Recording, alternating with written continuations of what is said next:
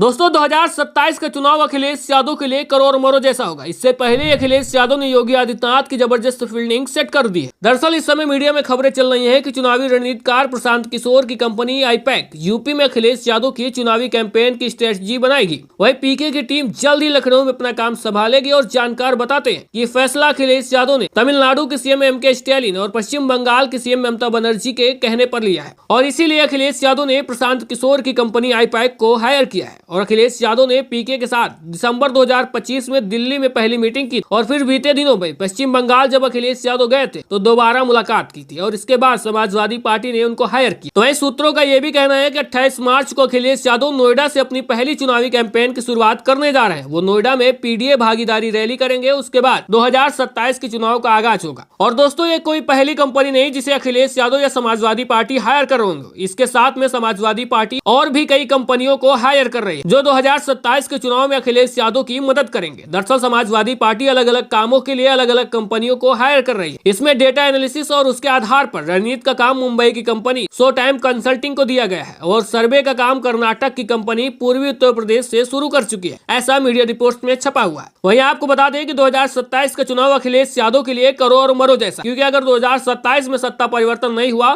तो आगे असंभव जैसा हो जाएगा और समाजवादी पार्टी से सत्ता और बहुत दूर चली जाएगी। तो ऐसे में अखिलेश यादव नहीं चाहते कि वो 2027 का मौका गंवाएं, क्योंकि अभी लोकसभा के चुनाव में 2024 में समाजवादी पार्टी को अच्छी बढ़त मिली और ऐसा प्रदर्शन रहा कि जो कभी जीवन में समाजवादी पार्टी नहीं दिखा पाई। तो इस समय जब समाजवादी पार्टी के पास 37 से ज्यादा सांसद हैं और 100 से ज्यादा विधायक हैं, तो इस समय समाजवादी पार्टी जब मजबूत स्थिति में है तो 2027 का चुनाव चाहती है कि वो इस बार सत्ता में वापसी करे। तो ऐसे में कैंपेनिंग की स्ट्रेटजी बनाने के लिए अखिलेश यादव ने प्रशांत किशोर की कंपनी आईपैक को हायर किया है, ऐसी खबरें चल रही। वहीं आपको प्रशांत किशोर यानी पीके की कंपनी आईपैक के बारे में भी हम बताते हैं। दरअसल उनकी कंपनी आईपैक के जरिए कई चुनावी अभियानों में सफलता दिला चुकी है और कई जगह पर फेल भी हुई है। और हालिया के एग्जाम्पल फेल वाला आपको बता दें कि बिहार में भी प्रशांत किशोर 2025 में विधानसभा का चुनाव लड़ रहे थे, यानी उनकी पार्टी लड़ रही थी अजन सुराज, और वो बुरी तरह से हारी। छोटी मोटी हार नहीं, बहुत बुरी हार हुई और एक भी सीट उनकी नहीं आई, 0 पर अटक गए। और इसके अलावा आईपैक ने कई रिजल्ट भी दिए हैं। बिहार का 2015 का चुनाव जो नीतीश कुमार के लिए कैंपेनिंग की गई,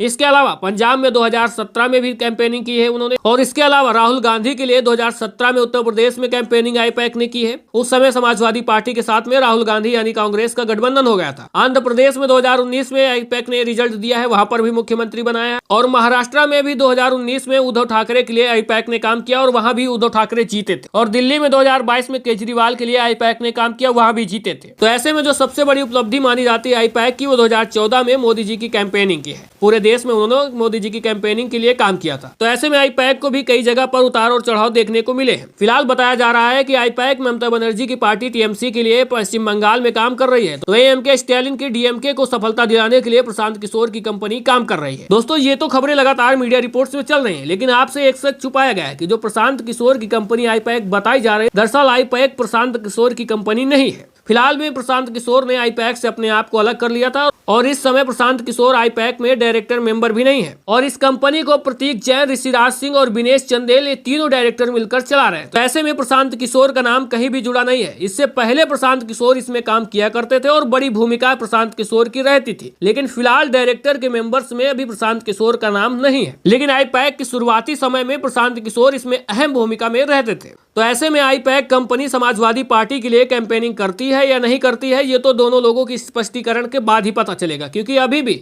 आईपैक की तरफ से ना कोई आधिकारिक घोषणा की गई है और ना ही समाजवादी पार्टी की तरफ से। तो ऐसे में ये कहना कि आईपैक समाजवादी पार्टी के लिए काम करेगी अभी उचित नहीं होगा। और रही बात प्रशांत किशोर की, तो प्रशांत किशोर अब एक पार्टी चलाते हैं। वो पर्दे के पीछे रहकर भले ही समाजवादी पार्टी का समर्थन कर सकते हैं या कैंपेनिंग कर सकते हैं, लेकिन आधिकारिक रूप से प्रशांत किशोर शायद बाहर नहीं आएंगे, क्योंकि उनको खुद का भी अपना संगठन यानी अपनी पार्टी चलानी है। वैसे दोस्तों आपको मेरा विश्लेषण कैसा लगा है कमेंट बॉक्स में जरूर बताइएगा। साथ में अगर वीडियो में दी गई जानकारी अच्छी लगी है तो ज्यादा से ज्यादा लाइक और शेयर करके चैनल को भी सब्सक्राइब और फॉलो करिएगा, क्योंकि हम आपको वो सब दिखाते हैं जो दूसरे लोग छिपाते हैं।